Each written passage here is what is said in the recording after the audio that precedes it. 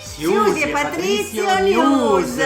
Ma come ti sei messa? Un po' Lady Gaga così. Ma cosa Lady Gaga? Ma non hai ancora capito come funziona qua il croma, ma dai! Ma certo, ma che lo so, ma dai, ma certo, lei lo sapeva. Sì. Cambiati al volo e vai con la prima notizia. Problemi io che non so com'è, come non è. Allora dai, lei. vai. Vai. Lo scenario montagna è il primo festival sulla montagna in Piemonte e torna dal 28 luglio al 20 agosto con la 19ª edizione dal titolo Nuove Frontiere. Mi piace perché è in italiano. E quest'anno artisti provenienti dalla Francia e dall'Ucraina si uniranno a talenti italiani. Vedremo Les Farfades, compagnia di nuovo circo accademia a livello mondiale, e poi il The Crew, maestri del teatro fisico senza parole, muto, e poi presentazioni letterarie, concerto, produzioni originali che combineranno scienza e musica. Insomma, un programma veramente dettagliatissimo su www.scenariomontagna.it. Oh, l'hai detta tutta perfettamente.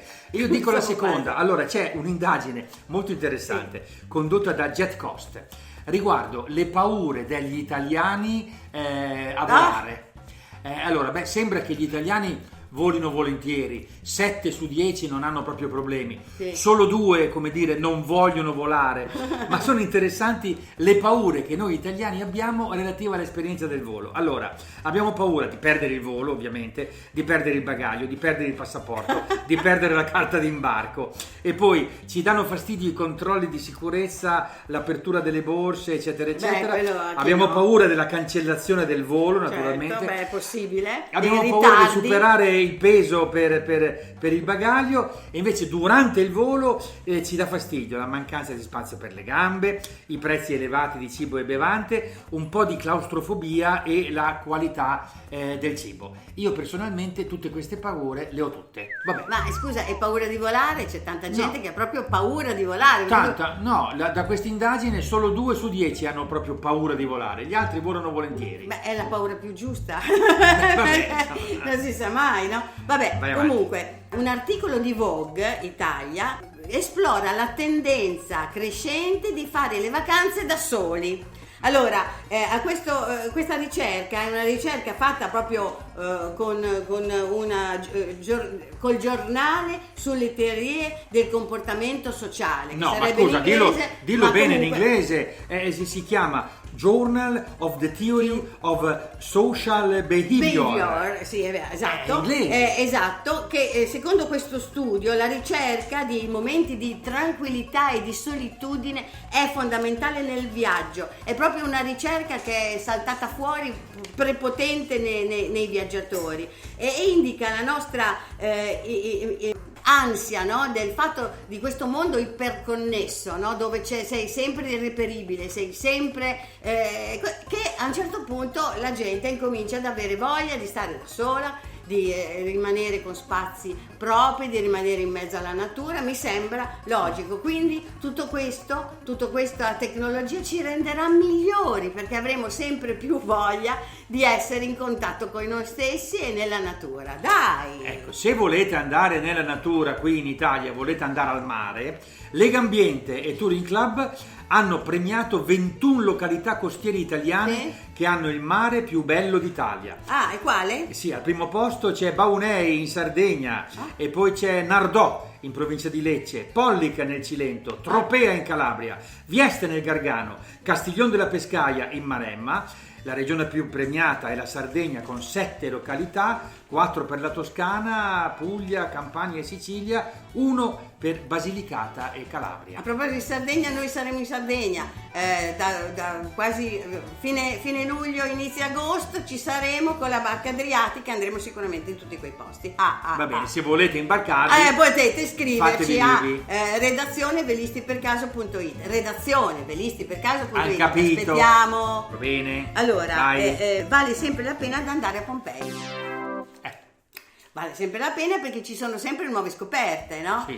Appunto, per esempio il restauro del carro della sposa, Sì. oppure la casa dei Vezzi, Vezzi si dice latino. Vezzi, ma inglese latino non ci prendi mai. Pavimento a mosaico delle terme Stabiane. Ma l'ultima notizia è che è stato scoperto un affresco dove c'è una pizza datata 2000 anni fa. L'affresco è una natura morta dipinta su una parete di un'antica casa pompeiana che un tempo ospitava un panificio, per cui appunto era una pubblicità. Bellissima. Allora, ovviamente a quei tempi non c'era il pomodoro, no? La scoperta poi oddio, non posso dire che l'ha scoperto Cristoforo Colombo.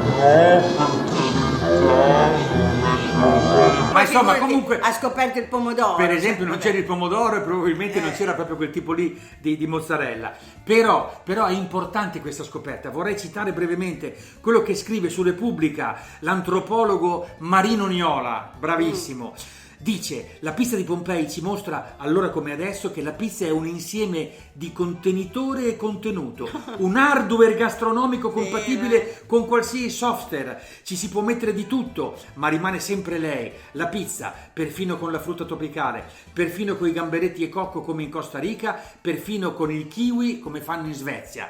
Io ne so qualcosa perché in Messico ho mangiato una pizza dove c'era tutto il contrario di tutto. Ma non è lei così. Beh, però è il concetto. Ma non è lei così. È la pizzità, la vabbè, pizzitudine. Che c'è una base la pizza sulla primordiale. quale. Sì, ma non puoi metterci tutto, Va bene, adesso ne parliamo. Adesso vai avanti. No, tocca ancora a me. Un gruppo di ricercatori francesi ha scoperto le più antiche pitture parietali dei Neanderthal. Interessantissimo. E in una grotta vicino a Tours, in Francia. E sono forse le pitture più antiche d'Europa. Che non sono dell'Homo sapiens, dice, No. perché l'Homo sapiens non c'era ancora. Esatto, qui sono datate tra 52.000 e 75.000 anni fa. Beh, l'Homo sapiens c'era, però voglio dire, non dovrebbe essere già arrivato in Europa, e questo è il problema, insomma. Comunque, e poi il Neanderthal probabilmente qualcosa faceva, no? Se volete andare a vedere, si tratta della grotta di La Roche-Cotard, nella valle della Loira a Langeais.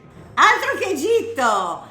A Siracusa è l'unico luogo in Europa dove cresce il papiro, oltre che in Egitto, appunto. Certo. E il papiro serviva per i pescatori per fare delle cose particolari, eccetera, eccetera. Ma pensate che da 5.000 anni il papiro era usato per fare appunto la carta, cioè la carta di papiro, per scriverci sopra. Quindi è una cosa molto molto particolare. Questo succede nel quartiere di Ortigia, lungo le rive del fiume Ciane, appunto in Siracusa. Bene, a questo punto, come tutti i TG che si rispettino, abbiamo il servizio. Ah, sì, lanciamo vero. il servizio di una giornalista, giornalista importante, che gira per il mondo e non solo per l'Italia, e quindi anche ha girato in questo caso in Toscana, e vi racconterà una villa medicea molto molto molto bella che è andata a visitare. Chi sarà? Pronto? Ci sei? Siamo in collegamento? Sì, allora ne approfitto per dire che qui a Palazzo Medici, alla Petraia, la Villa Medicea protetta dall'UNESCO, ecco, qui si svolgono anche delle serate musicali accompagnate anche da cibo. E poi questo luogo è un luogo meraviglioso nel verde, dove c'è un giardino all'italiano meraviglioso, dove potete venire voi turisti, invece di starvene in centro a Firenze, potete prendervi un mezzo qualsiasi ed arrivare qui alla Petraia, Villa Medicea alla Petraia. Ve lo consiglio. Ecco, effettivamente insomma queste ville medicee sono veramente interessanti e sono fuori dalla calca del centro di Firenze. Tutti questi filmati che noi facciamo e quelli che abbiamo fatto anche recentemente, dove vanno a finire? Vanno a finire sulla nostra piattaforma video, certo, che è percasotv.it, e lì trovate tutta una serie di filmati inediti o anche non inediti, ma da rivedere. Alcuni abbiamo detto l'altra volta ve li sti per caso, adesso diciamo appunto in viaggio con mia figlia. Sono appunto puntate, pezzi di puntate eccetera, eccetera, che vi illustrano delle mete possibili che io ho fatto appunto con una macchina elettrica assieme a mia figlia Zoe. Fatelo anche voi, perché ci sono posti veramente segreti, particolari, che sono degni di essere visitati. L'hai detto, l'hai capita. Va bene, allora ciao, chiudi che siamo in ritardo. Chiudiamo, arrivederci e grazie, ciao. Ciao. Vado, cancella, perché tu non cancelli. Cancella subito. Dai.